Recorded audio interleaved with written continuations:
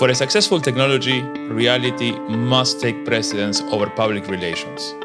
For nature cannot be fooled. The Interplanetary Podcast. The exploration of space for the benefit of all humankind. Your hosts in England and the Netherlands. Matthew, Russell and Julio Aprea. Oh yeah, baby, Richard Feynman. You went for Richard, I went for Dick. Dickie Feynman. What a character. Yeah, what a character. I'm going to go as far as saying he's my number one favourite. And you introduced me to him. Really? Well, I heard the name before, but I had never read him or watched his lectures. He was kind of a big deal in the US and for you guys, but back in Argentina when I was a kid, it was not a name that reached me, when there was no internet. So I had access to what I got in my bookshelf and in the local library, and that was Asimov, Sagan, Arthur C. Clarke, but no Feynman. I had Stephen Hawking. I read Stephen Hawking when I was a kid, but not Feynman. And I wish I had. What a character. I have become a big fan. So I have been going through some of the books recently. So have you read What Do You Care What Other People Think? I did. Because that's the one that's got the bit where he goes to investigate the shuttle disaster. And it's really interesting. I think the chapter is called Mr. Feynman Goes to Washington. So interesting. And based on that, there is a BBC movie, which I just watched for the first time 2 nights ago, trying to dramatize that, the Rogers Commission and the investigation. Is it Bill Pullman? I think the name of the actor is William Hurt. Actually, he's in the Marvel Universe playing like the big general. So he plays Secretary of State of the United States in all the Marvel movies. Oh, okay. He's the guy behind the Sokovia Accords and these sort of things in the Marvel movies. He was playing Richard Feynman in this movie, which is called, It's just called The Challenger, isn't it? No, it's called The Challenger Disaster. And it's actually a TV movie. I rather enjoyed it. I remember watching it when it came out, and it was really good. I thought it was really good. I like because it's set in the backdrop that Feynman finds out that he's definitely going to die of cancer as well, isn't it? Yeah, but... having read the book, in the book, he does not play it like that. There is this parallel. It reminds me a little bit of the Freddie Mercury movie recently. What was Bohemian Rhapsody, in which for the Wembley, I think it was the Wembley.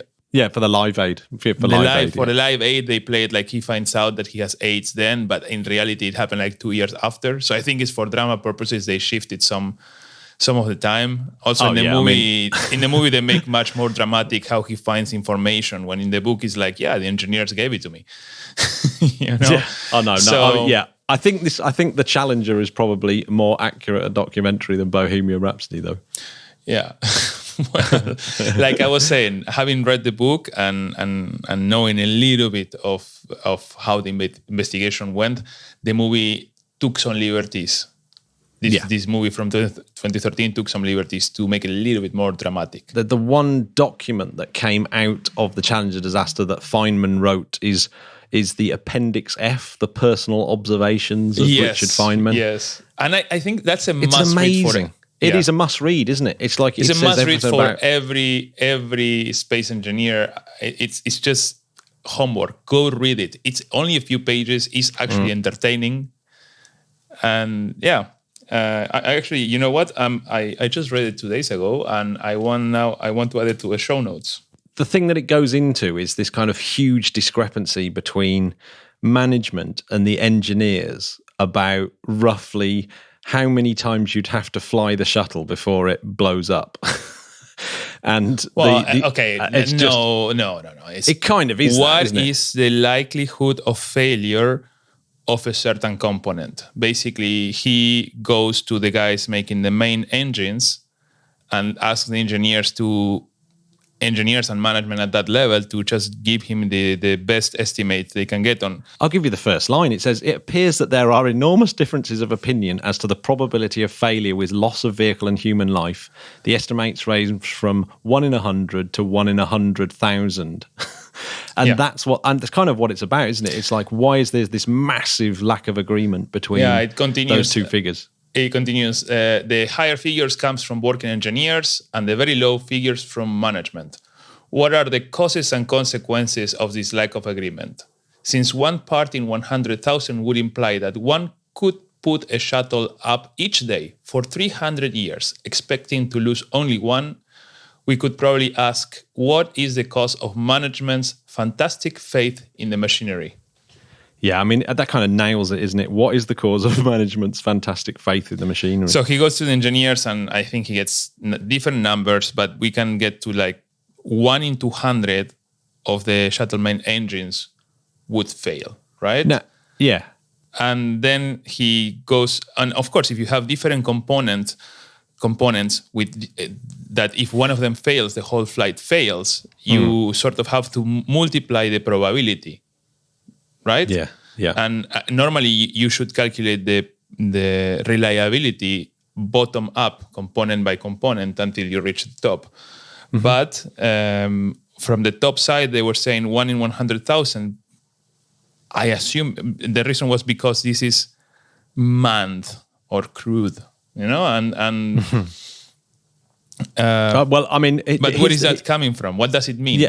I know, but my favourite bit in it is that he points out that really there was this mentality of working the wrong way round. It's like everyone was in agreement that those are the figures for unmanned rockets, but because a manned rocket, the probability of success should be close to 1.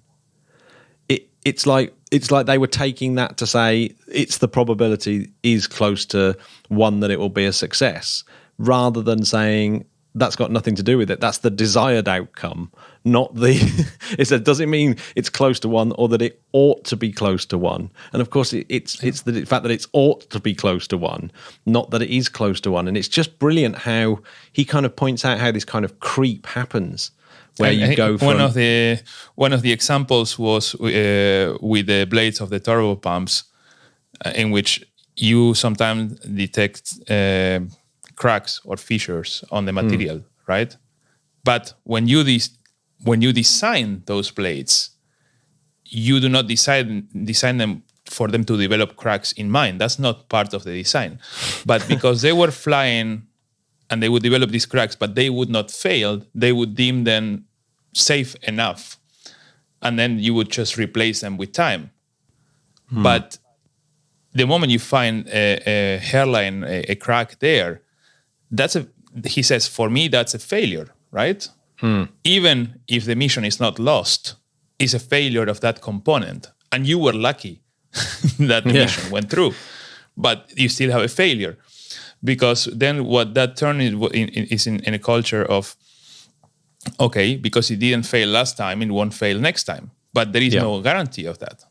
Yeah, well, right? That's what he says. He says there's logical arguments for this apparent creep of thinking that, the vehicle's really reliable. But he sort of points out, actually, they're not logical arguments at all. So it's just super interesting.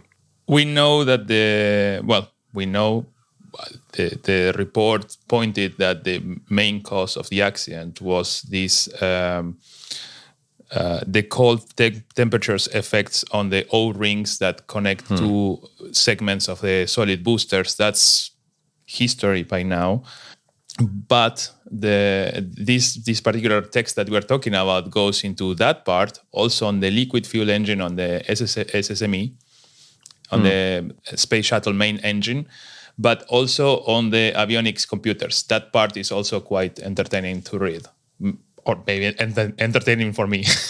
Yeah, well, I mean, there is a section of the book that I bring up with our guest Bob Sieck, and what a great interview this is, and that's kind of why we're talking about the shuttle, because Bob Sieck was part of that.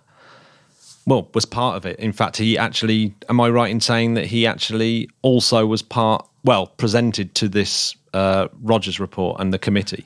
He actually... Yeah, well, okay. Bob Sieck, our interviewee, he's now retired, but he used to be a director of shuttle processing down or up at the Kennedy Space Center. But also he was involved with most previous programs.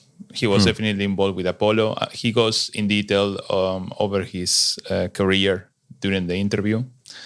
And indeed, when I was doing some research, he presented to the Rogers Commission, let's say, the topics around his job, how the shuttle is processed, Kennedy Space Center.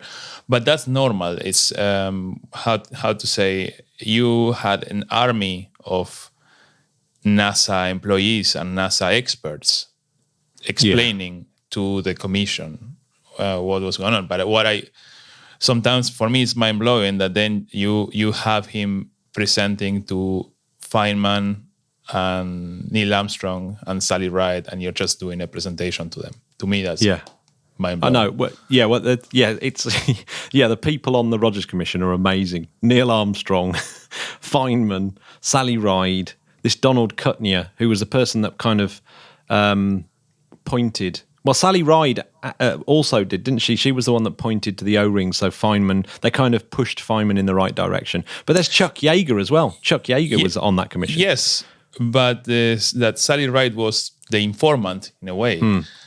That did not come out until like 1998 or something. After she passed, that's when that came out, that it was her. Which is also an interesting bit of history on the transparency back in the day and how they could not come forward fully transparent on what they thought the causes were or giving all the information because of their connections and their responsibilities. But I mean, I guess that's why Feynman was there, because it's like he's absolutely untouchable because he's not in that industry. He's not tied to NASA. He's this. The point is that he was the only true independent. Yeah. He was, and I assume that super for the rest of well. I assume that for the rest of the commission, he was kind of a pain in the ass. Oh God, he must have been, because he's the ultimate person. Because they were even discouraging him from going to all these different facilities, but he went anyway to chat with people. And I just love the fact that Feynman took it really seriously. The ultimate disruptor, and because if you read his books, he was always into doing the weird thing. Yeah, the transparent, fully honest thing, no matter what you think. Yeah. He did not care what you think. So anyway, don't care what you think. Let's go back to our interview, Bob. So anyway, he joined NASA in 1964 as a Gemini spacecraft systems engineer. He goes over that and how he was working with the heart monitors, the cardiac system monitors, and the communication to the outside, so they could see how the heart of the astronauts was behaving. If you think about it, this is how today we have those heart rate bands when you're running and you can monitor your heart. That comes from this technology development push from those years for those missions. And not just on any space flight, but all the famous space flights there have ever been up until the end of the shuttle era. It's like Basically. He did it on John Glenn, he did it on Neil Armstrong, and he did it on John Young. The person measuring John Young's ridiculously low heart rate for STS-1. He was Apollo. For Apollo, he was spacecraft test team project engineer. And then in 1976, he became the engineering manager for the shuttle approach and landing tests at Dryden. Yeah. And he's the chief shuttle project engineer for STS-1 all the way through to STS-7. I mean, what a career. If you want to leave a mark, in the in the beginning of the whole aerospace history, you cannot go wrong if we go between Gemini and shuttle. What a career. It's really insane when you think what these guys went through and how they made history, right? Yeah, I mean, he goes through his whole career, so I think we should just listen to it. Yeah, I mean, the interview kind of says it all. It's a really interesting one. It's quite a long one as well, so we probably shouldn't spend too much rabbiting on. But just one thing, just to add that Bob comes into the picture.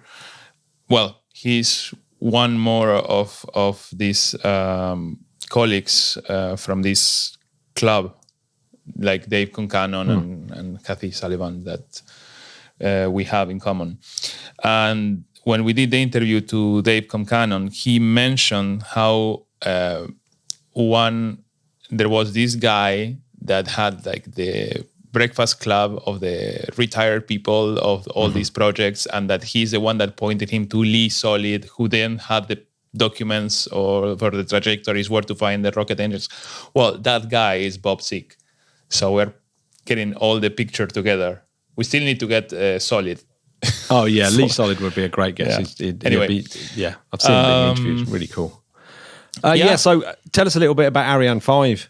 Man, we launched it last week. It's a relief. It's a relief because any rocket launch that goes well is a relief. Every single rocket launch that goes well is a relief on any rocket that you mention. Mm-hmm. Because as for previous reasons. Not for previous reasons, well, but more like there's hundreds of thousands of parts, right? I mean, rocket technology and rocket launches are still not a given. You still have reliability. You're not at the level of reliability of airplanes, right? So any rocket launch from any rocket, if you're involved with it, it has to make you nervous. If not, you don't really understand what you're doing. I suppose it's best not to think about it if you're sitting on top of one. Well, it's good. First of all, it's good to be stressed because it makes your mind sharper. And it's good then after to be relieved so you can go back to your normal self. But what was special about this one? The first special thing is that there is this launch, then another one, and then the James Webb. And it's very important that all goes well. Yeah, all certainly right? is. Oh my God. Big priority. Second, well, it was one of the typical geosynchronous transfer injection orbit missions, carrying 2 satellites, and is a typical configuration of having one big satellite of around 6 tons, in this case, Star 1D2, and the second one going in the lower compartment. It's normally a secondary payload between that they tend to be around 3.5 tons, to 4 tons, just to reach the performance of an Ariane 5, around 10 tons. I have the exact numbers, but there is no point now that I go search for them. But the second one was a satellite called Eutelsat Quantum. And this satellite in particular, really interesting. It made quite a splash in the news in the UK actually because, it's developed by Airbus. Mm-hmm. It's a sort of private public partnership with ESA. But what's interesting is that the satellite itself can be reprogrammed in orbit. So you can change the configuration for data and transmission and communications over a period of 15 years. Telecom satellites, sometimes you design for the mission that they are going to carry, for the area they are going to cover.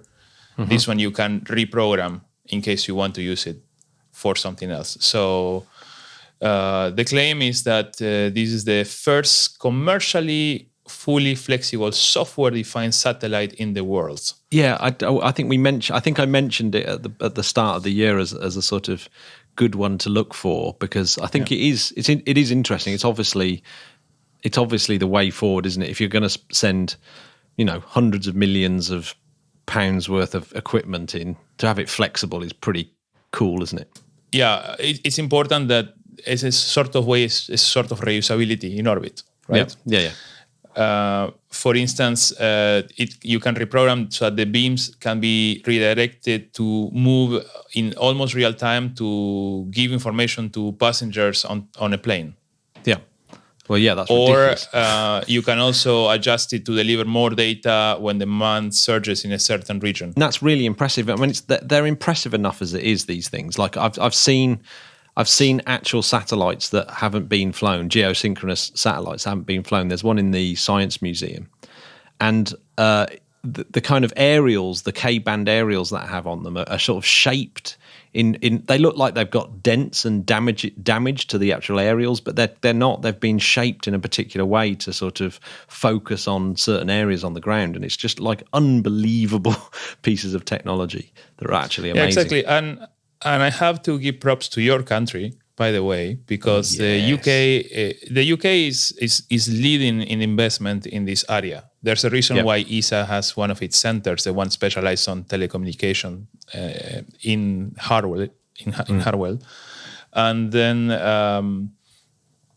it's an area where ESA and mostly UK industry pioneer in aspects of doing the programs as a public-private partnership rather than the government paying for the whole funding. Yeah, maybe because in the telecom industry, you already have a market and you already have a secure revenue stream. So you're in a better position for doing these sort of deals. But at the end of the day, the taxpayer gets more for their money, right? Yeah. I mean, the UK builds a very high percentage of satellites, especially geosynchronous ones, I believe. So it's like there's a lot of expertise there, isn't there? So here's one that obviously is what everyone's really excited about this week, is that Starships being stacked onto a super heavy booster, which 120 meters, I think. Yeah, that's pretty tall, isn't it?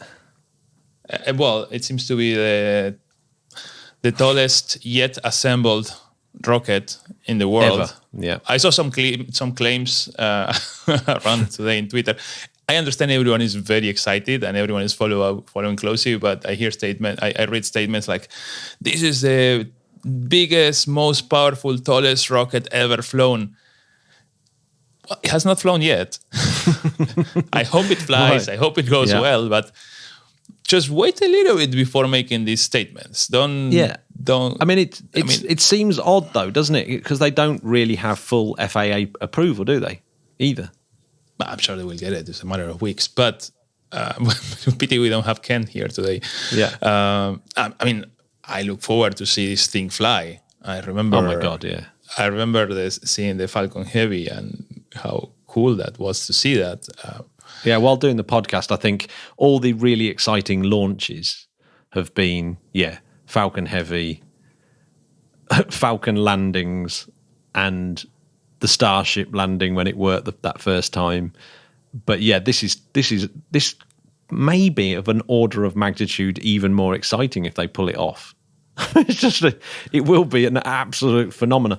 But my bet is that it's not going to be plain sailing for this, because it's an incredibly. What's the record on success on first launches of rockets? Was it like? Well, it certainly didn't go well for Ariane 5, did it? The first launch. I remember reading once. It should be quite easy to verify, but I remember something like 2/3 or on that range. Obviously, a big number of those failures came from the first iterations of first rockets when we were still trying to figure out how to do a rocket in the first place, right? But this is surely the most. And now you could expect with the level of knowledge that we have on rocketry and the level of simulation that you can do and the level of testing that you can do, your odds are much better. But still remember how for Falcon Heavy, that was using the Falcon 9 design with stack, let's say adding the side and tanks and everything, but he was still giving it a 50-50, and he was hoping that it would not destroy the launch pad. That's what he was hoping. So how many Raptor engines are on this stack on the bottom? Is it 28? I think I read 28. If it's 28, right. Will that be the most amount of rocket engines ever flown on a first stage? Well, you had the N1, right? How many engines on the N1? And how did that go? Had 30 and K-15. And the N1, there was a launch attempt, right? Mm-hmm. And so far, we're waiting for a launch attempt.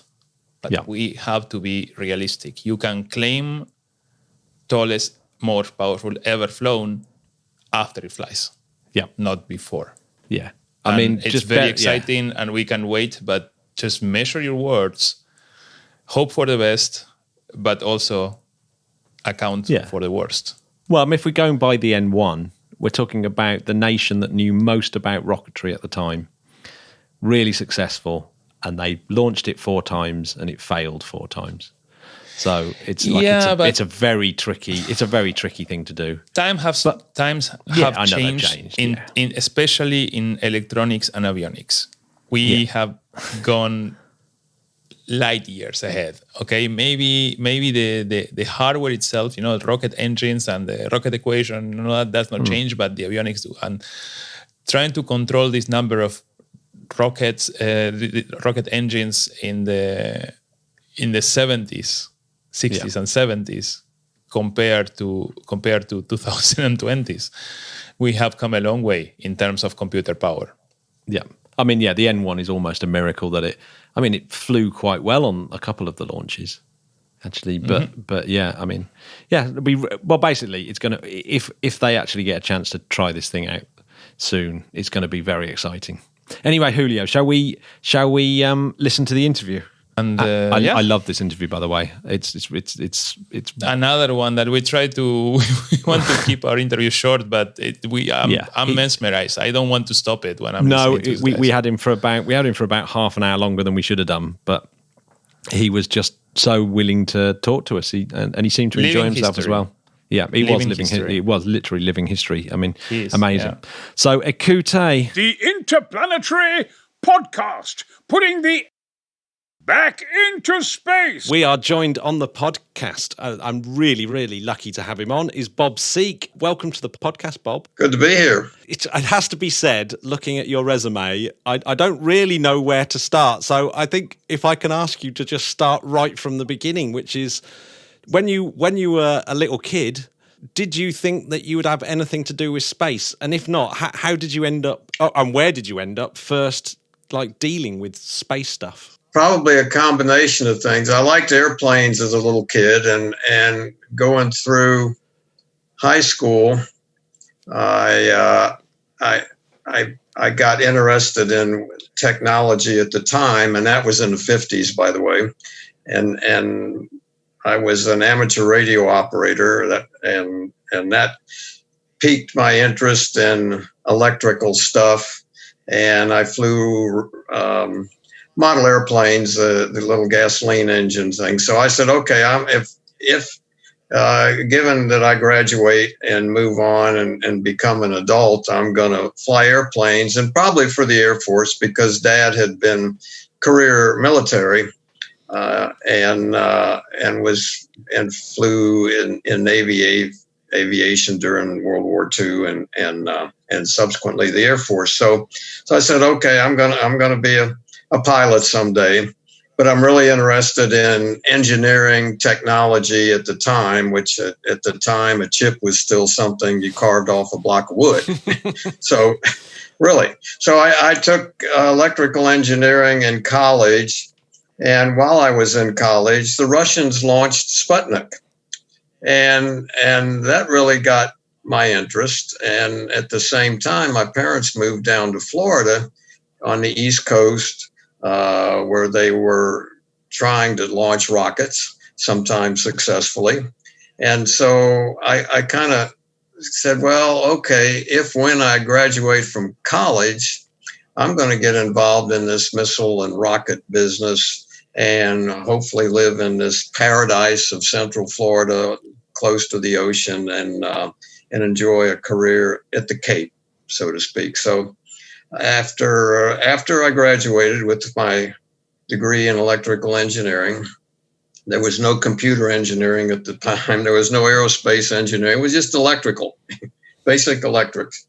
I went on active duty in the Air Force for a few years in meteorology and supporting missile and aircraft operations. And that was interesting because I took courses in meteorology and atmospheric physics. So I developed an affinity for environmental and ocean-related science, as well as interest in the space program. So after I served my active duty time, I I went off to a career with NASA starting in the early 60s, and was privileged to be part of the first manned spaceflight program that had two astronauts in it, the Gemini program. And I started there with Gemini 3, the first manned Gemini mission. And I was responsible for the medical instrumentation that the astronauts wore.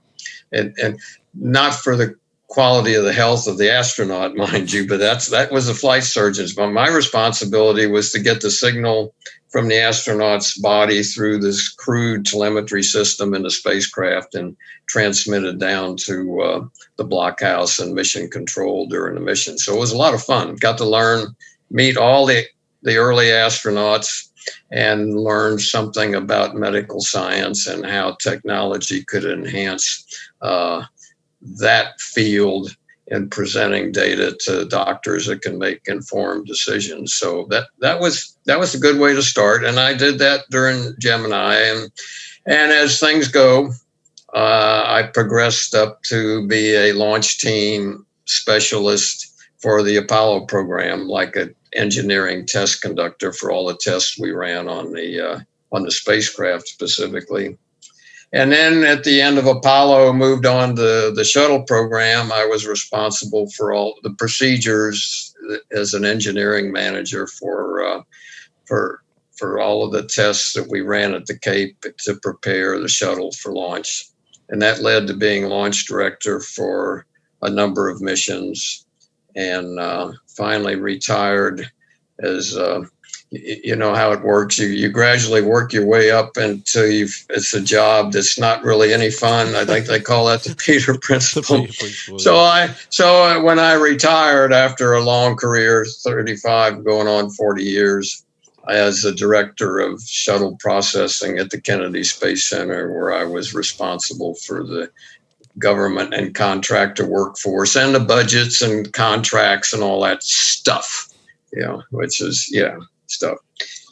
All the fun stuff. The not so fun stuff. But since then, I've stayed connected. That was about 20 years ago when I retired. I've stayed connected with the people in the business through various panels that the government or NASA or private industry has assigned me to. So I didn't totally disconnect the headset, so to speak, when I left. NASA. That's an extraordinary story. It almost seems like your career spans the entire first stage of space exploration, because it seems like we're going into a different era now. But you've completely spanned that first era, haven't you? Well, it does, and the new stuff is just as exciting as the old stuff. It's more difficult for a number of reasons, but. In the early on in the program, we enjoyed in the space business as a program, we enjoyed what I call wartime rules. There was a lot of empowerment. Even as a journeyman engineer, you were allowed to do things that now you had to have a large office with a big desk and carpet on the floor to make those kind of decisions. Really. Yeah. There was a lot of, and I call that wartime rules. There was unlimited funds, unlimited support from the public and the administrations we had. So, and we hadn't had much experience as journeyman engineers. So our direction was, we'll go figure it out. And there may be mistakes, but that's all right. We're going to the moon. It's a national mission. So whatever you need to get us there, young man, go do it. I always wonder about those times, especially the Gemini times. When I think of developments today, and you think of the stacks of paperwork you have to do before a modification even takes place, and I could imagine, how was it in Gemini? Well, it was as I said, there was unlimited resources, and for example, so the system I was responsible for at that time, and you're too young, you wouldn't remember. If you wanted an electrocardiogram, it took hours to get wired up at a doctor's office with all these sensors and leads and a recorder that was throwing ink around, and the doctor would look at that and say, yeah, well, you got a little bit of arrhythmia here or a little bit of AFib or whatever. But that's all we had. So us journeyman engineers were told, well, okay, that technology didn't exist at the time. You get with the medical industry and figure out a way to get these signals from the astronaut's body without using all the wires and equipment, so we can see what happens to them when they're up there in space. And whatever it takes to do that, young man, go do it. And we made a lot of mistakes, spent a lot of money doing it, but we figured it out. And in fact, just as a trivia item, today when you go into a hospital and you see a nurse monitoring a half a dozen patients remotely, well, you can thank our nation's space program for that. The medical community would have eventually figured it out, right? But the forcing function that brought that technology to fruition as early as it did in the 60s was we had to figure out a way to do it now.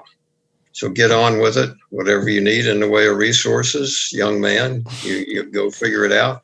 And we did. There's no telling how many people are alive today because that technology was brought to fruition as early as it was. So, that's a really interesting point, isn't it? That there's like a sort of two different ways of cracking a problem. And one of them is just saying, right, just forget about the resources, just go and solve it. Whereas other ways takes much longer. And you think, well, is one way actually cheaper than the other way when you really take the long picture?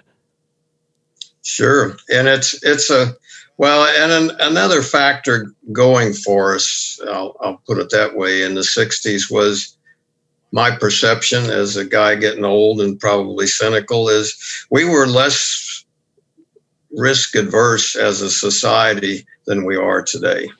We were.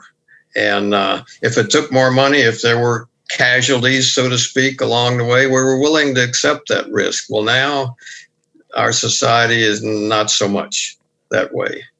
And that certainly helped. I have the impression that at least we have started to recognize this sort of excess risk aversion these days, at least with the development of Starship. You can see the frequent testing, frequent failed tests in order to improve. Do you think we're going back to something more reasonable, that is extreme risk averse, that approach that we had? I'd like to think so. If people would just accept the fact that testing, you do a test to find out where your problem areas and your weak areas are, and it's okay if the test ends up with we still got more work to do. It's part of the process, and I think over time we got away from that. We're not willing to accept the risk. People like Elon Musk and SpaceX and Bezos and others are willing to accept the risk.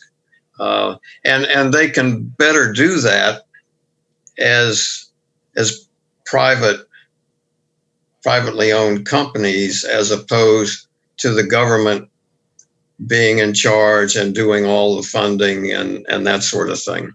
It's and that's why the commercial transportation, commercial crew program concept is proving itself out to be an effective way to do business. That doesn't mean that the government hasn't helped them along the way with funding. Obviously they have, but I think it's an improvement in the way we're willing to do things that aren't easy to do and are going to have those kind of problems as you develop your system.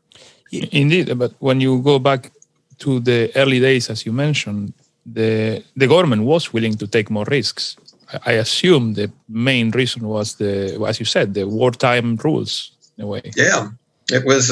It's absolutely, and interestingly, most of us that worked in the space program in the 60s had been spent some time in the military, so we knew about the concept of responsibility and accountability. And I remember when I got one of my early briefings as a NASA employee, the older fellow giving the briefing said, most of you guys, we were all guys back then, right? Because girls didn't go to engineering school. And but he said, you guys look at it this way. He said, this program is funded by the taxpayer, 100%, and we're training you to do this job for the government, for our country. So the way to look at it is, it's the same as if you were in the military, where you had spent time, and many of us were still in the reserves. We could end up wearing a uniform again. So, but it's the same as if you were in the military, but you're not wearing a uniform. You are a national asset on a government mission. The government has deemed that we're going to land a man on the moon and bring him back in the next decade. The government is funding that. The taxpayer is funding it. So you're an agent of the taxpayers, just like you were in the military. You're just not wearing a uniform. Yeah, I mean, it's really hard for me, obviously, because I didn't grow up in the States, or certainly not in that era. Was there a real tangible feeling that it was the States versus the Soviet Union? Was that really such a drop? Because you see that portrayed in films and TV programs nowadays, but was that genuinely the kind of feel of it at the time? No. Well, for us engineers, no. It was all about the engineers like to work on technical problems, challenges. It's boring for an engineer if you run the procedure and everything goes rickety tick. We like to work problems. So for us, we were focused daily, and we had many problems to solve, obviously, as if there was this subtle thing about schedule pressure, and that was there. But for us, it was all about getting this done and get it done right, because what was also ever present was the concept that this is human spaceflight. We're putting astronauts on top of the rocket and in the spacecraft. So yeah, you engineers and you managers, you're responsible for these systems on the ground and flight system. But don't lose sight of the fact that the number one priority customer is those astronauts, and the mission is all about them getting to the moon and back safely. Don't lose sight of that. That's what it's really all about. So it was, yeah. So what was going on? All the hype and how are we doing versus the Russians? That was kind of, we knew it was there, but we put that aside.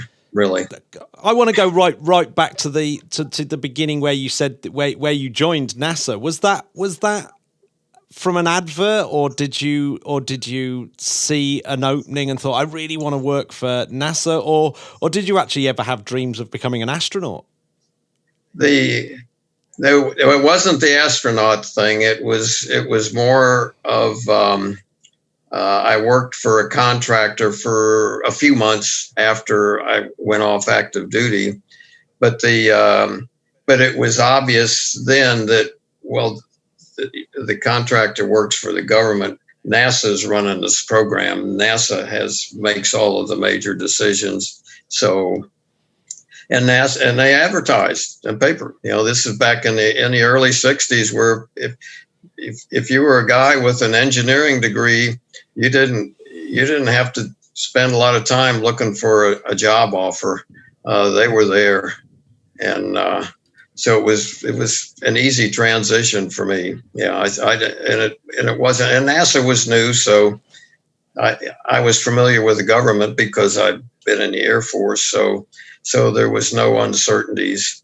The only uncertainty came at the end of the Apollo program, where right near the end of it, where we weren't sure what our future was in space. They were still debating what came after Apollo in Congress, and they had already decided that the Apollo program was going to end essentially a year earlier. They cut off the last 3 missions. So we were kind of, okay, us NASA folks were, what's next?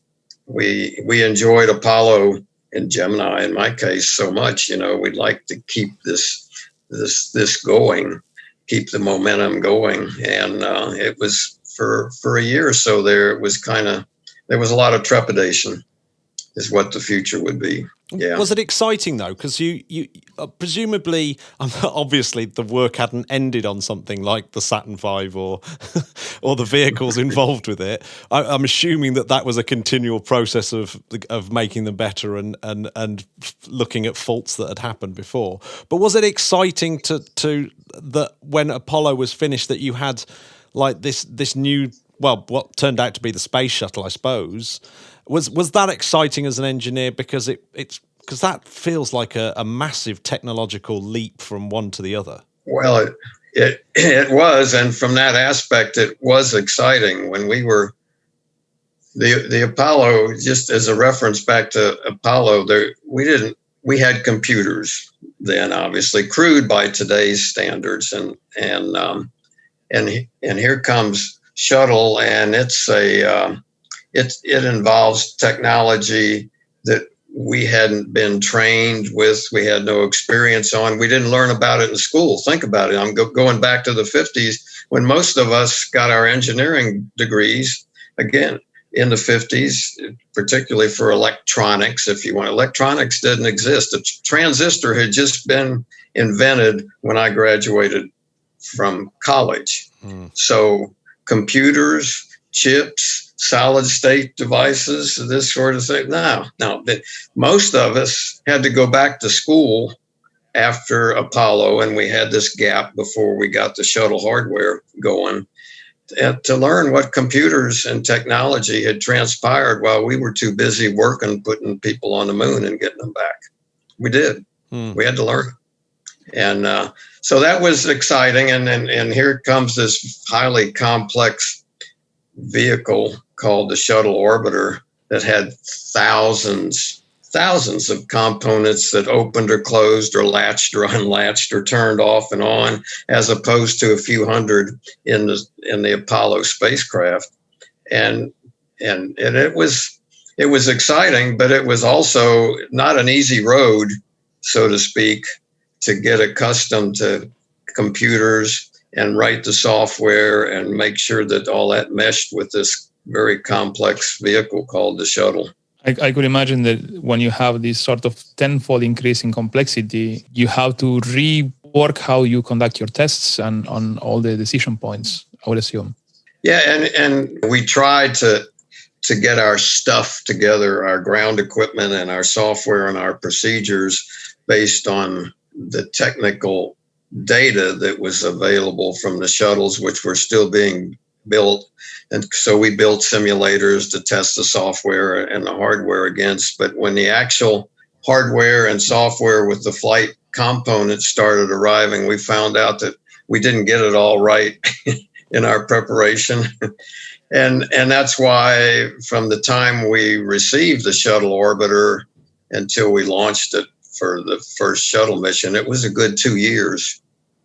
Columbia was specifically the orbiter at the time, but yeah, it was a busy time. But again, engineers love these kind of challenges. I mean, talk about risk averse. I would consider STS-1, and I don't know if you would agree with this, as the riskiest space flight ever. That just seems when I read about it, I think that just seems nuts that they had two people, flying that space shuttle, and it seems like a very dangerous mission. Did it feel that dangerous at the time, and was it exciting? Was it what were your feelings around that period?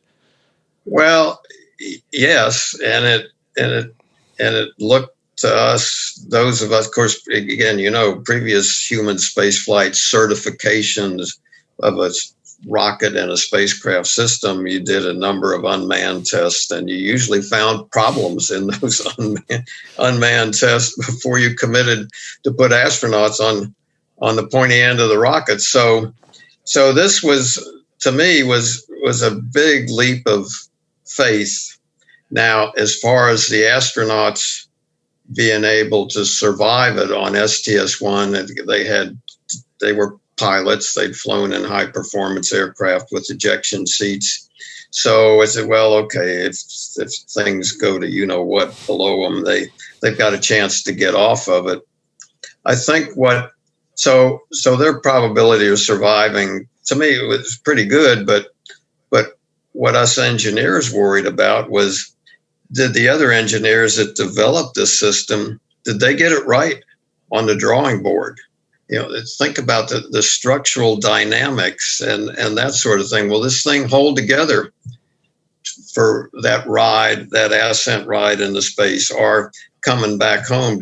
Did all those structural engineers and all the testing that they did, most of it was analysis, said, yeah, well, we can make this strong, make it out of titanium versus stainless.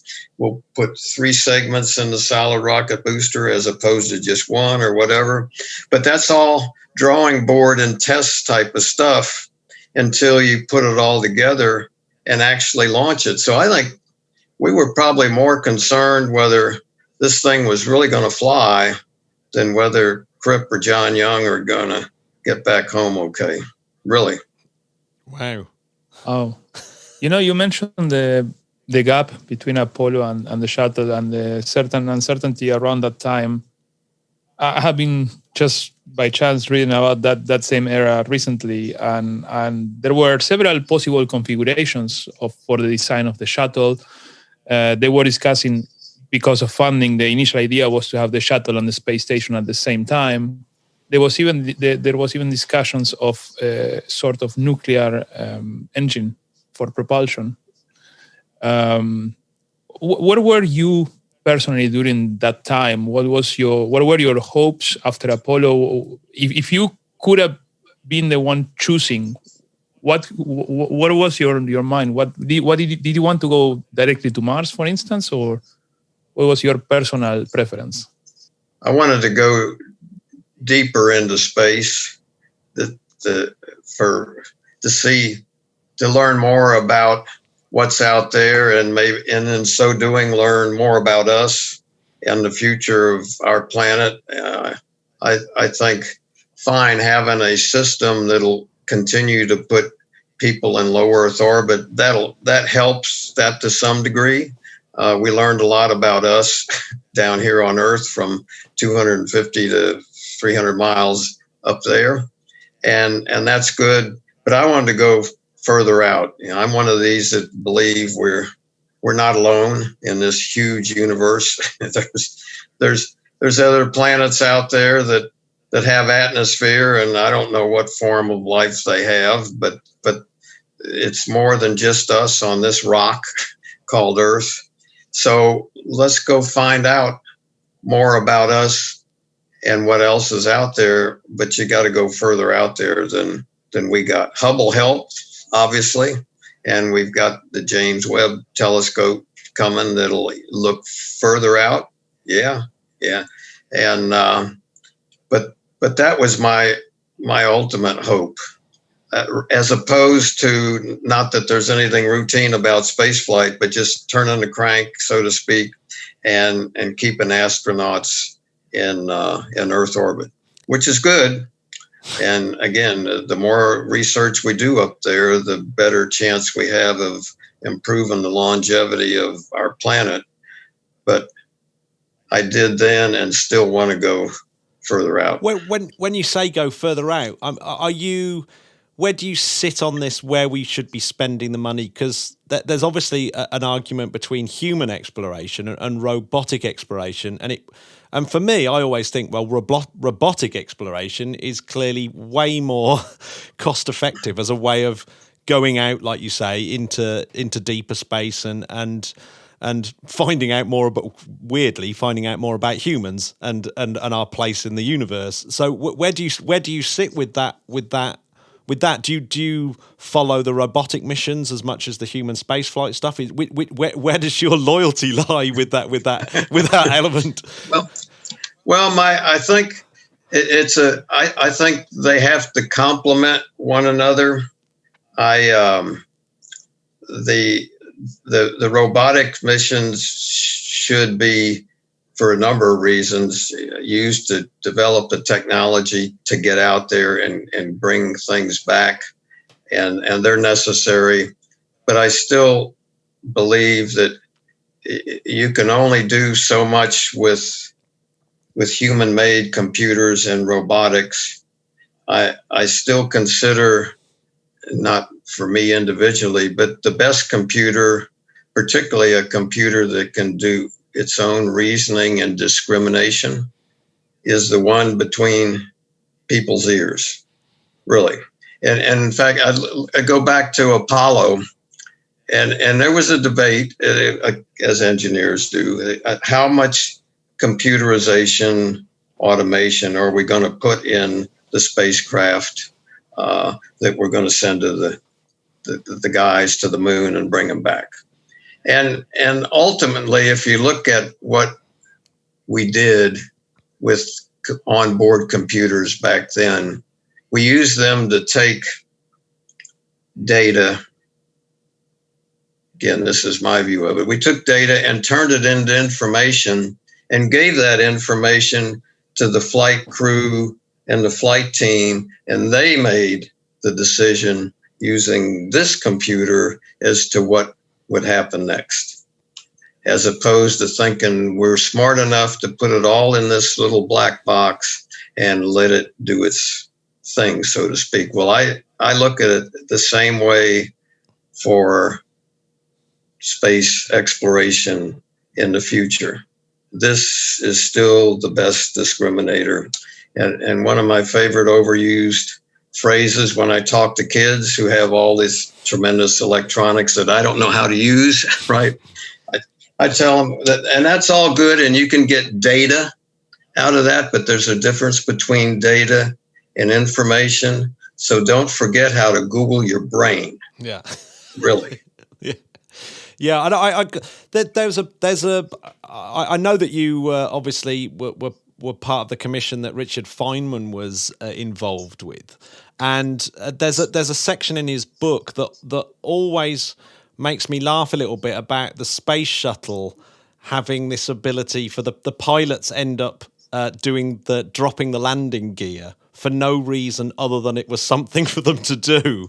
And, I mean, well, it was something for them to do, but it was also, at the time that decision was made, early 70s, computers were still emerging.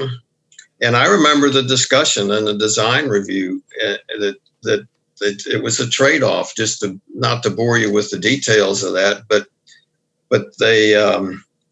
the discussion, the orbiter was always challenged with weight and the performance of the rocket that would take it up there. So anything you could do to save weight on the orbiter was a good thing for the designers.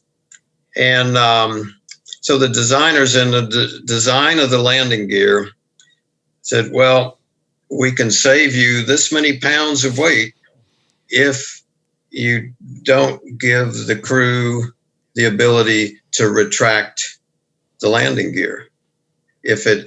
And so an astronaut whose name I won't use, but he's a famous one, said, well, so lead me through this. So we're on orbit and we got this computer complex. And you're going to have your version of safeguards in there. But is there any chance that some computer glitch could deploy the landing gear, and since we're not going to have the ability to retract them, we're not going to get home safely? Stuck in orbit, yes. Yeah. And of course, you can imagine discussion, well, you can't guarantee anything, but obviously, there's safeguards here, whatever. And so again, the decision was made, well, okay, so there'll be a backup ability for a computer to automatically deploy the landing gear, but only if an astronaut selects that ability. Otherwise, the crew is going to deploy the landing gear. And that's the way it ended up. So it was this well, that's automation is fine, but it's we're not going to let it do everything. Oh, that's and maybe that, and today maybe that discussion would go differently, but it was a fairly short discussion back in the early 70s. That's really interesting to hear the other side of that little anecdote, because in the book it does seem ridiculous, but now you say it like that, it's less so. Obviously, it's really interesting. It definitely wasn't boring us with the details. It's quite the opposite.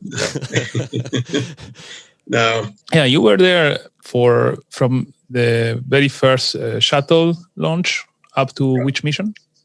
To the last one in '98, which I believe was the one that John Glenn flew on in December of. Or in the winter of '98, and I retired in early '99. Oh wow! So you did the first. So that was STS whatever. Yeah, it was. Yeah, too many to count. So over all these different shuttle launches, for me, one of my biggest regrets is having never seen a shuttle launch. I was given an opportunity for the last one. I just didn't have the money to get there. And yeah, maybe if you can describe it from your point of view, how it was to see that beast and during those years. And I'm sure you had some more, probably all your launches were your favorites, but I'm sure you had some more favorites than others. So while I was working there before I retired, you're so focused on, again, the old engineer here, you're so focused on the data, the information from the critical systems, how the engines are their performance is, and the other systems. And of course, you're looking at a screen. Well, in my case, you're looking out the window because the launch pad is right there at launch, but then you got these television monitors that are showing various aspects of the launch pad, and then you've got all this data on another screen. So the consummate engineer, is looking at all of that as the shuttle is going up. And yeah, you get the rumble and the roar and that sort of thing. But it was a emotional event for me to watch one from outside with the group of spectators for the first time. It really was. I didn't realize I was that much wrapped up in the emotion of it as when I was watching as a spectator with no responsibilities other than with no responsibilities as far as the performance of the shuttle was, with a group of people that are cheering, hurrahing, high-fiving, crying, all the above. I had never witnessed that before for a shuttle launch. So it was an emotional, meaningful event for me to watch it as a spectator. Was that during each of these programs, did you have like a favorite moment, say in the Gemini program or the Apollo program or the Space Shuttle program? What were your sort of favorite moments during those programs?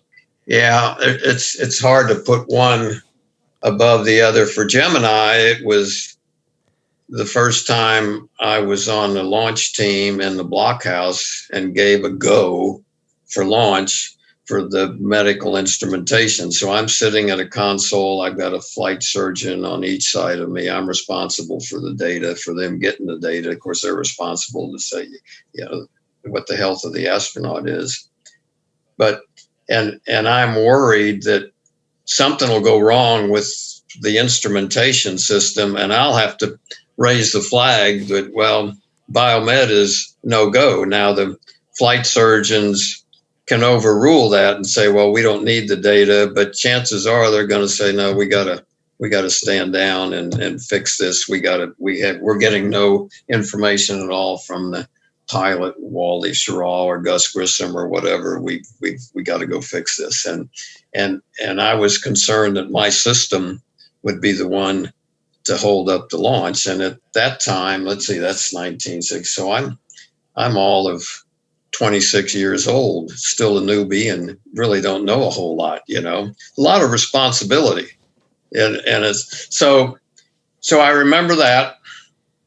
Another one in Gemini, I recall we had only once did we have the astronauts on the vehicle and the engines shut down prematurely before launch. And so everybody's listening to what's happening out there. Do we have a fire or this sort of thing? And of course, I'm watching the parameters of the astronauts and they're cool, by the way. For the most part, all of them were. Their heart rates were maybe running 80 to 100. Mine is about 150 because I'm worried that my system is going to fail, And so then I noticed their heart rate started increasing. And I'm listening to the net to see if there's something going wrong out there. There's nothing there. And I asked the surgeon, I said, well, what's going on here with, in this case, Wally and Tom? With their heart rates, and he quickly responded. He said, "Oh, they're mad." He used a different term, by the way. He said, "They're mad. They just realized they're not going anywhere today. In fact, there's no telling how long it'll be before they shoot out the engine problem, and that's what happens when you get mad to your body functions." Yeah, definitely remember that. The first Apollo launch that I watched from outside was actually Apollo 11, and that was memorable. I was working on Apollo 12 at the time, so they told all of us that were not directly associated with the launch, stay home. There was such a gridlock of visitors into that area of Florida, you couldn't move. In fact, they set up ways for the members of the launch team to go to various airports and or parking lots and get helicopter rides into their work area for launch day. So we were told to stay home. I said, well, good. I'm going to go watch my first Saturn V manned Apollo mission here because all the rest of them I'd been in the blockhouse or in the control room, actually. And the only visibility I had was my little 8-inch black and white TV set. Of course, I had all the data, but I couldn't wait to get home to watch launch replays on my 18-inch black and white TV set. So I said, I'm going to get to see the launch. So we only lived about a mile or so from the river, Indian River, in this town, which across the river, just a little over 5 miles away, is the launch pad. Perfect view of the pad with the Saturn V sitting on it. So this little town of population 50,000 was probably 250,000 on launch day. I only got about halfway to the river and had to park the car. And my wife and I walked the rest of the way with my 1-year-old in the stroller. By the time we got to the river and did some of this, working our way through the crowd, it was just a few minutes before launch. And we noted this woman was pulling up a plug of grass out of the side of the road and putting it in a Ziploc bag. And either my wife or I asked her, well, where are you from? And whatever. We got around to saying, well, what are you doing? And she said, well, all of the trinket and memorabilia vendors that are lined up here along the road, they have nothing left for sale. I can't get a patch, a decal, a T-shirt, a baseball cap. There's nothing left. But I came here from I forget where she was. Said, and I got to have a souvenir of this moment. So this is it: a plug of grass in a Ziploc bag. And of course, when the launch occurred, there was just euphoria, horns honking, people cheering, and whatever. And yeah, that was my favorite Apollo launch. Had to be. I had one regret from it. With those thousands of people there and the fact that you couldn't buy anything that associated with the launch, I was thinking, sitting on my desk out at the Cape is the launch countdown test procedure, which has got a couple thousand pages in it. If I was smart, I could have worked this crowd, say, hey, I'm an engineer on the launch team or whatever. This is a page of the actual countdown procedure. How much?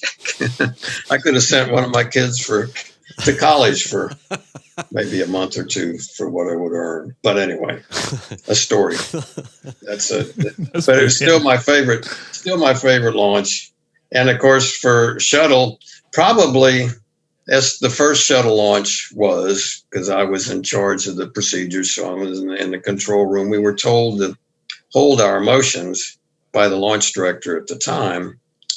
That just, remember, engineers, it's not over till it's over. They got to get safely on orbit and someday get back home. But once they're on orbit, then you pull out. We were each given a flag, and pull out the flags and do your high fives and hugs and this sort of thing.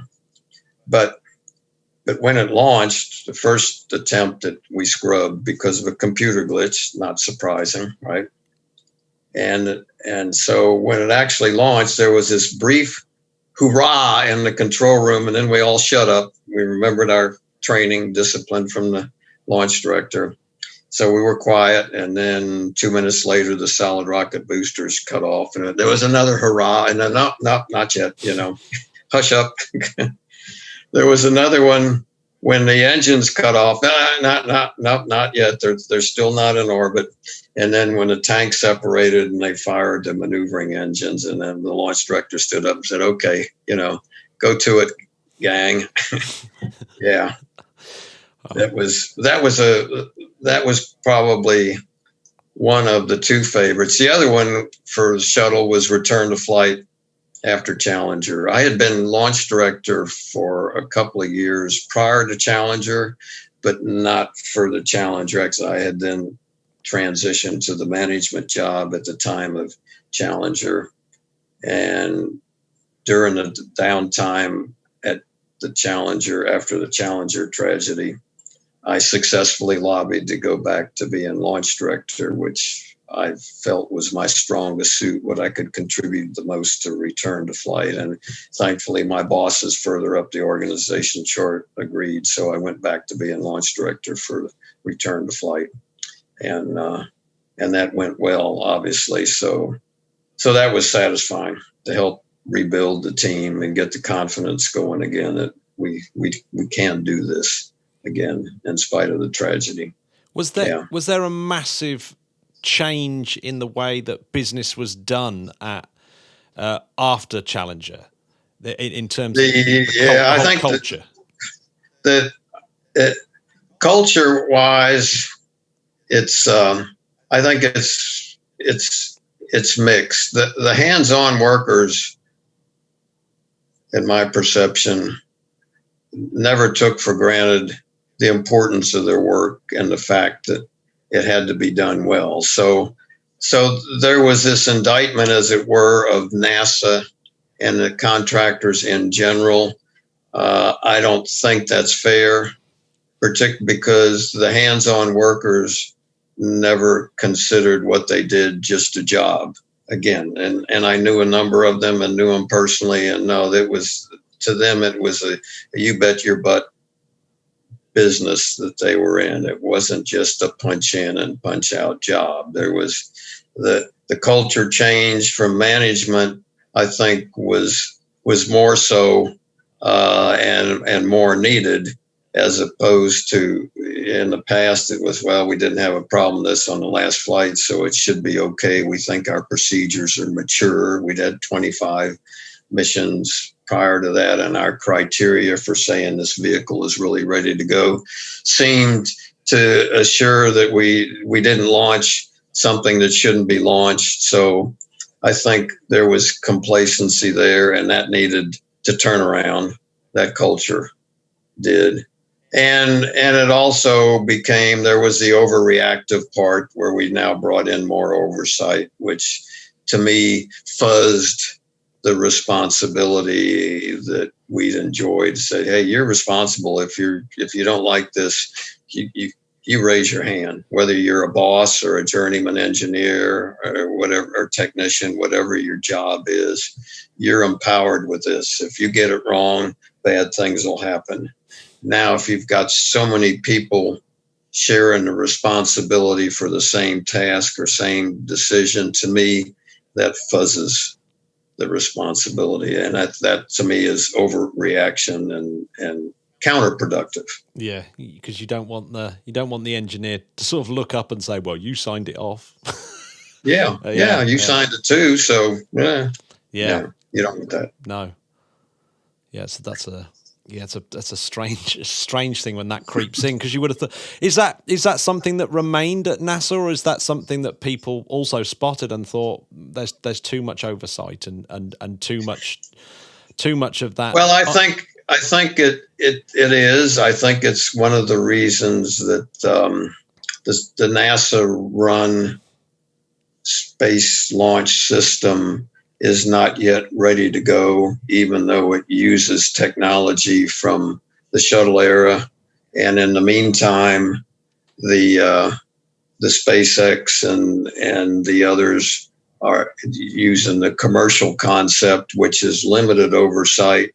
Let the contractor make some mistakes, but as we get closer to flying, as they got closer to flying NASA astronauts, there was more oversight, but not to the same degree there is in the space launch system. So to me, that is an example of the amount of extra oversight. That's what you pay for that. It costs more and it takes more time. Does it result in a safer mission? Well, to be determined. Yeah, I mean, are there engineers that love to find out about stuff by blowing it up, rather than the other engineers that sit there going through their equations, going, this has got to be right, and simulations? Surely most engineers are the type that want to go blow stuff up to find out about it. I don't think it's. I think there's a difference between accepting a risk and gambling. Okay. And you accept the risk. You say, well, okay, I've got this known unknown here. I know this can happen. What limited data and analysis I can do says it should work okay, but there's still some unknowns in that could change that number or that degree of confidence. So I got to expect that this might happen, type of thing, as opposed to, well, I know these things could go wrong and other things can go wrong. I haven't assessed the risk, but it'll probably be okay. So let's go fly. That's gambling. Yeah. That's gambling. But there's a difference. But presumably the engineer, the engineers who are, say, working on Starship aren't gambling. They're doing what you're saying, that element of, here's something that we're not quite sure what the error bars are. Let's go and check it out. Yeah, and rather than try to beef it up or increase the factor of safety, let's go test it and see if it does work. And we'll get the data from that and see what our margins are, and then determine whether that's the design we'll go fly with, or we got to do more work on it. Do you think they're willing to accept it? Do you think the time when it comes that they want to get a system like that certified for human space flight, that's when they're going to come up against the way we started, this culture of safety? Therefore, they're going to come up against that different way of working at that point? Because at the moment, well, I think,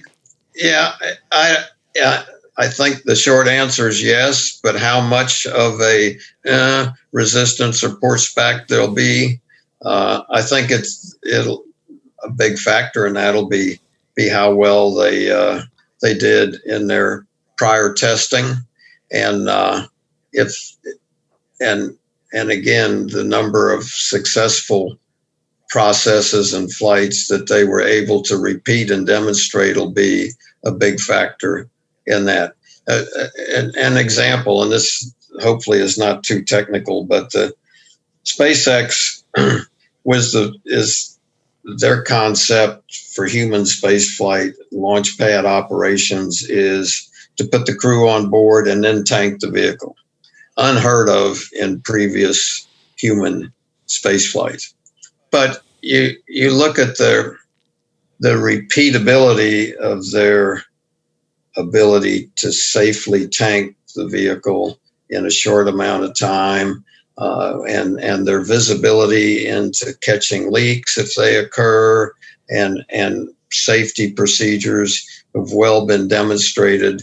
So the program got comfortable with that. Initially, the program pushed back and said, what do you mean you're gonna flow flow like your fuel and your oxygen in the vehicle at the same time at these high flow rates or whatever? We've never done that before. Well, you look at the history of the shuttle program and compare it and say, well, gee whiz, but look what we did in shuttle. We loaded this tank with 500,000 gallons of liquid hydrogen oxygen, and we put the crew out there for hours to ingress them. And we had a closeout crew that was out there. The astronauts have to accept some risk to fly, but because of the design of the shuttle, we had to have this extra crew out there to help them get in. And here's this, again, tank that's full of all this. And it's being replenished, oh, by the way, at hundreds of gallons a minute of liquid hydrogen and oxygen simultaneously, which is more safe. Look at the hazardous exposure. And that causes, okay, that's something to consider here, yeah. And anyway, to make a long story short, the flight crew and NASA eventually got comfortable with that. And again, it's repeated its accuracy, we'll call it, or performance repeatedly, and they did it at a number of times before they committed the crew to actually do it on the first crewed mission. So I think we'll come around to that. I hope, yeah. You mentioned that while you're retired, you stay active. And now you mentioned all of these decisions here. So are you sometimes consulting for them, or this is something you hear at the shop? Well, yes. Short answer again, yes. But most of that I've been on up until last year, some NASA-sponsored panel review board working group or whatever. It initially started out with the Aerospace Safety Advisory Panel, then the Columbia Return to Flight Task Group, then a Space Station Safety Panel, then the Constellation Program Review Board, then the NASA Advisory Council. And in the meantime, I did some various work for contractors. Now, I'm not on any NASA-sponsored panel, but I am on a SpaceX Safety Advisory Panel with a couple other retired astronauts, and so I still stay connected with the people in the business. So a few months ago, we interviewed Dave Concannon about the recovery of the F1 engines.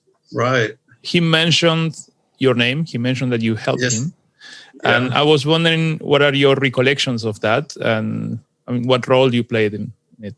Not a lot. I helped him connect with some people in NASA and the contractor, actually, that were part of the program, and specifically the F1 engines.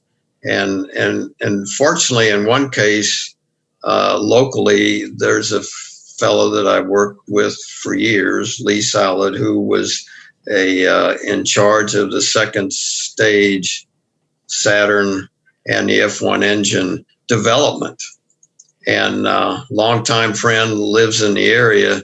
So he actually spent a lot of time with Dave and whoever the Bezos had on his team,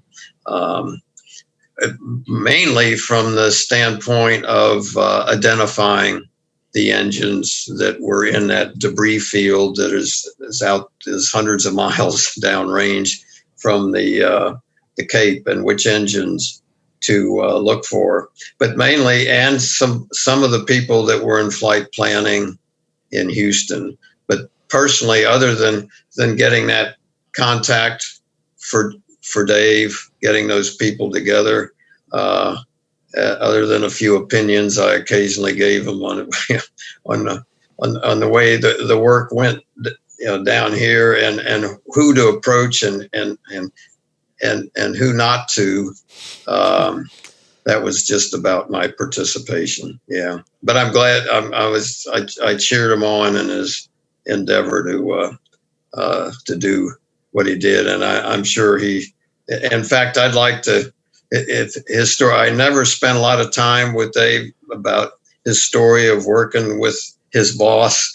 It must have been an interesting time for him. I don't know what it would be like to work for a billionaire who's always right in terms of, but yeah. Dave mentioned that you guys were that you and other retirees from all these space programs had some sort of breakfast club together that you gathered often, and I just wonder what I would love to fly on the wall on this on those breakfasts. So, well, yeah, old retired guys, and most of us were guys back then. We would tell our stories, our war stories, so to speak, of how things looked to us when various events occurred and you know how it is with human nature. You can have 3 or 4 people observe some activity, either an instantaneous activity over a period of time, and you'll give 3 to 4 different descriptions of actually what happened, right? Well, so I'm a spacecraft guy, and as I see various events that occurred during the Apollo program or Gemini program, well, here's how it looked to the spacecraft guy if it was a problem with the launch vehicle or whatever. Well, here was my takeaway from it, but you were closer to it. What did you see? And that may be an engineer, and then another one may be a manager. Well, what did you see? And we compare this, and in some cases it would be like we're talking about different events, but it was the same event because we saw it so much differently from our perspective, particularly as an engineer. It's and that's what old people do. And when you get old enough, you'll see that's the way it goes. But again, you got to remember, we're going back 50 some years, and it's our version of what is up here that we're recounting, and there's some problematic accuracy issues with that. Yeah. Memory evolves over time, changes over time. It has a way of doing that. Any particular finding, example of these situations in which you look at things from the different perspectives? Any moment of enlightenment for you in particular? I think for some others there was, when I told them the story of that after one of our tests that we ran, one of our technicians, before we closed up the cabin of the spacecraft, this was Apollo 14, said he thought he saw a roach go inside the cabin, even though we've got this pristine environment around the crew module and whatever, but we're not allowed to use bug sprays or anything like that anywhere near the spacecraft entrance, right? So what ensued after that, and this never got to the media until well after the mission, what ensued after that was an attempt that myself and another guy led to try to lure whatever bug it was out and get it before we actually sent the spacecraft onto the moon. And we tried all of these various devices, sticky paper, greasy potato chips, laid there, put cameras on them to see, after we turned the lights out and whatever. Well, we never caught the thing. And, but interestingly, and I would tell, it was a long drawn out story that lasted for weeks. And in fact, one of the final items in the last management review was buying off this alleged discrepancy as to whether or not there was actually a foreign bug inside the spacecraft that was going to the moon. And it never leaked out, which is amazing considering at the Kennedy Space Center at that time, we got 20,000 workers or whatever. But the launch vehicle guys had never heard the story. Never heard it. It's Okay, so what I'm understanding is that in the last few weeks there was a lot of talk about the possibility of tardigrades on the moon going with Bereshit. But now you're telling me that in Apollo 14 maybe there is a roach on the moon. That's super interesting. Yeah. Okay. Yeah. We didn't find it, and who knows whether? But the technicians were, they're supposed to report anything that's out of the ordinary. I said, no, I saw it. It was a bug. And it looked like a roach. They're very common in Florida, not only in Florida but other places. Yeah, interesting. May have gone to the moon. May still be there. Probably roaches live forever. They probably could still be alive. It's probably really enjoying the environment. If anything's going to live there, it's going to be a roach. Yeah, if anything can survive, yeah. For all roach kind. Well, was the depiction of your era of spaceflight in cinema and television, and if you've got any favourites or least favourites, or how do you feel that era of spaceflight has been portrayed in television and film? Well, I think that the early program, to me, when I'd watch TV and they would cover space flight, and of course this is during the 60s, which was an ugly time in our nation, and particularly the year 1968. But it was an ugly time. But I liked the fact that the media was occasionally there'd be that this is costing too much money or whatever, but for the most part they were supportive of what we were doing, as was the rest of the public. In the shuttle program, there was this constant course that, well, this shuttle program is supposed to do everything for all of these customers, Department of Defense, commercial, as well as NASA and its research. And they're only flying a half a dozen times a year, and it costs this much money. So why are we doing this, and what is it? All very negative. And every time we would scrub a launch, for good reason, because of safety implications, it was another one of those, well, here we go again, another lost launch opportunity, cost, so many $1 million in propellants and overtime and that kind of thing. So the program is it's all wrong. NASA's doing it all wrong. And then right after Challenger, then there would be these articles that NASA was trying too hard to meet the launch rate goals of the advertising brochure of the program. Totally mismanaged, totally It was a bad time after Challenger, but and that's typical of media though. And it's typical of the current program, even with, we're doing all this development. There's when something happens and there's loss of human life, it's categorized as a tragedy. There's the shock and the grief phase that the media portrays. Then there's the what went wrong. Technically, how did this come down? What was the root cause? Then, regrettably, you have to go through the who's to blame. And then there will be some follow-on, limited as it may be, on, here's what we're doing to get back to normal again, type of thing. But that's typical, to me, of the media's approach to a tragedy. Typical. And we saw it in the space program, throughout all of the bad events. But the transitions to the new program, again, they will get, and it's okay to criticize where criticism is due. That's okay.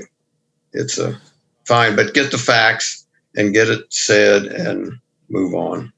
And these days it feels that it has even got worse, because it's like the media don't have the time, or that they don't take the time to get the facts straight. Yeah. And sometimes they forget, or they don't realize that when they criticize like that, at the end of the line, you have a young engineer working somewhere, and it's tough, and it gets demoralizing if you have the whole public criticizing what you do constantly, because you are doing the best that you can, right?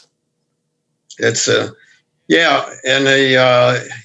short answer is yes. I really took umbrage at the near the end of the Apollo program, and it was the same near the end of the shuttle program, where a couple, even local media, said, well, the workforce is distracted because of layoffs and the end of the program, so cross your fingers for the next launch, because obviously that's the distraction is going to erode product quality, which is going to affect safety and that sort of thing. And that's one of the few times I wrote a op-ed to those editors and saying, hey, you got it all wrong. These people are professionals. They know what's at stake here. And you're probably going to see these remaining flights in Apollo, in the case of that, and shuttle program, are going to be the safest we've ever flown, because these people are going to leave with their heads held high that they did the right thing to the very end. So put away your pen. I feel like saying in PS, some people have jobs that require real risks. Other people, their job is they may break their pencil lead. Oh, that is so true. That is so that true. Is, yeah. Well, yeah, I see. You've got the SLS system at the moment. What's your thoughts in terms of, because I get the impression that the press in general, including, kind of new press like podcasts and people like myself, are not particularly friendly towards the SLS system. Do you think it will eventually get to the position where they will get good press, or do you think the bad press is actually sort of maybe semi-justified? Well, I think it will. It'll go away as soon as the system starts doing what it's intended to do, which is heavy lift with one launch, as opposed to assembling things in space. It'll go away, and the only question remains is, will after that it turn positive, or will there be no coverage at all? It's just, well, okay, this is working, kind of like replenishing the space station is today. There is not a lot of coverage of what we're doing up there because it's not spectacular. I think it'll eventually go as SLS starts flying, and hopefully there will be more customers for its performance capability as time goes on. You kind of look at what the Chinese are doing, and there's nothing like competition to get at least our nation going again or motivated. It's we're competitive by nature. Yeah. And we've got this swagger that says we should be the ones on the forefront of anything that's done in space, particularly for its improving the quality of life on Earth. So I think we're going to keep that. Hopefully we will, as a society. Yeah. Yeah. So China, and it's kind of, obviously it's been very progressive in its space ambitions of late, getting things on Mars, et cetera, et cetera. You see that as being an incentive for America to really push on again in space? Well, I do. It helps our space program, just like the Russians did in the 50s. Yeah. Yeah, I think last week Bill Nelson presented that to Congress, the example of what the Chinese were doing as a way to get more funding. So I think I can see that happening. So, Matt, I think we have overused. Yeah, absolutely. Absolutely. No, I enjoyed it. if you come up with any more questions, don't hesitate to give me a nudge. Well, absolutely. Yeah, I Yeah, love that. absolutely. I mean, it's such an honor to speak to someone that's that was there Yeah, for the first orbital American launch and right to the last one of the Space Shuttle era. That's amazing with John Glenn and everything. That's awesome. Well, just privileged to be part of the great adventure. Yeah. Yeah, really. In hindsight, never. But Bob, you will not escape yet. We have one question that we ask every guest. I will leave the honors to Matt. Well, yeah, I mean, we got one question that we ask a lot of our guests, and that is, do you have a superhero from the past that you would bring back and say, hey, look at what we've done. This is where we're at. You know, someone that's, you know, a hero from the past that maybe you grew up looking up to, or maybe someone that you work with. My hero would probably be my dad. So here's the story. So I'm a junior in high school. I'm rolling in money, literally, because I've got a part-time job I'm going to high school. I got a part-time job at a gas station after school. I got a full-time job delivering the Washington Post newspaper. And on the side, since I have a car, I'm babysitting and mowing yards. So, and I've got a lot of friends, most of the guys that I hang out with. So I got it figured out. As soon as I graduate from high school, I'm gonna live at home, free room and board, right? And I'm gonna get full-time job at the gas station because I'm a car nut. I love cars, and hang out with the guys and do my target shooting and this kind of thing. And after I shared my plan with my dad, he said, "No, Bobby, we need to talk." And he told me, he said, "So here's what you're going to do. You're going to go to college. You have this affinity for amateur radio and electronics, so you're going to take an engineering curriculum, and since you're going to serve time in the military anyway, back then there was a mandatory draft. You're going to do the reserves officers training corps thing in college, and you're going to get a degree, and you're going to have a meaningful career doing something that involves your engineering interests and your talent, and that's the way it's going to be." And I just remembered that's the only father-son discussion I ever remember. But for some reason on that day it implanted, and it worked out that way. Oh, well, that's wow. Well, it's my dad's birthday, and I can honestly say that I've got a very similar experience to that as well.